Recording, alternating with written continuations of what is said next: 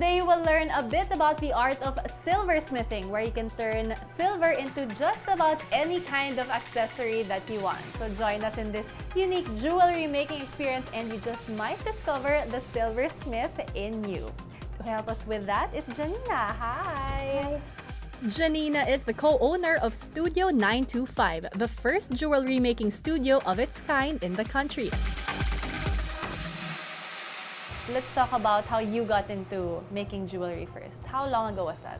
Well, I grew up in a family of jewelry designers. Okay. So at a very young age, I was exposed to the jewelry making industry. So my mom has a lot of smiths who turn her designs into actual jewelry. So aside from the design process, I also got interested in the actual making of the jewelry pieces. So since then, I've always wanted to be a silversmith. Oh, wow! Ayun. So when I finally had the chance and the resources, I went to Malaysia and studied silversmithing there for a month. And then exactly a year after that, together with my business partner, Pat, we built this studio, Studio 925. Silversmithing, the art of turning silver sheet metal into jewelry, can seem like a complicated process. But with Studio 925, Janina and her partner want to give interested people an opportunity to learn the craft in an approachable way.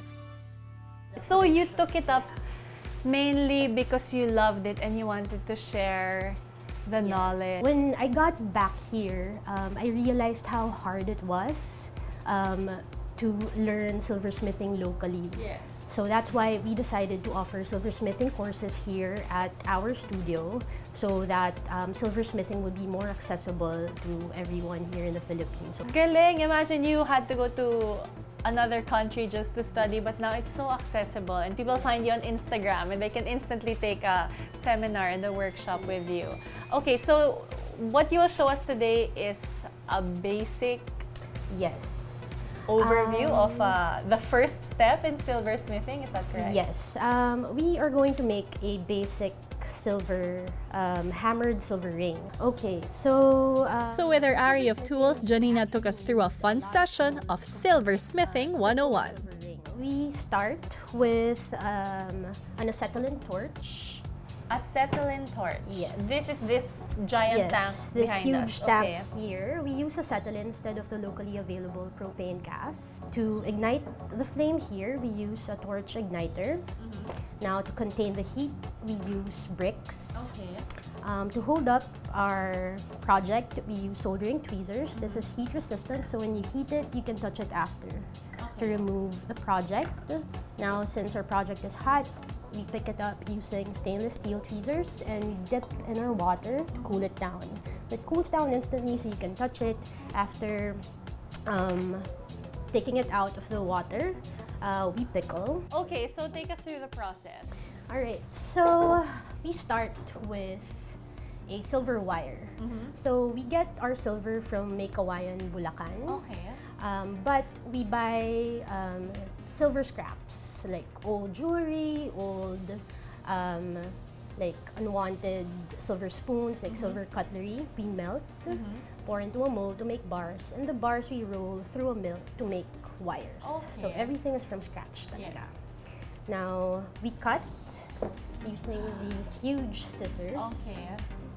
We cut depending on the ring size.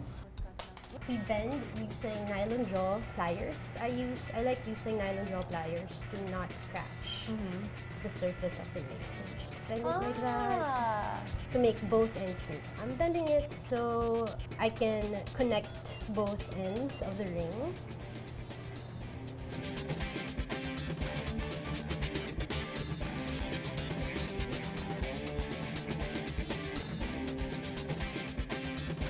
Hammer it to make it round.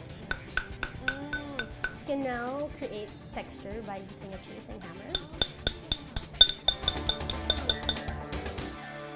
A new and shiny hammered silver. That is amazing. Ang galing. I love it. And how about your students, do they take the classes to be able to make their own jewelry, or some are just curious about silversmith? Well, a mixture of those. There are some who are just curious. There are some like who just like needed something to do that day, like yung parang looking for a new hobby. But most are jewelry designers already who would want to learn new techniques. Galing. There's so many things here. Really fascinating. And imagine if you can make your own ring or bracelet or necklace, whatever it is, that only you will be able to wear because you made it. Thank you. Thank you so much.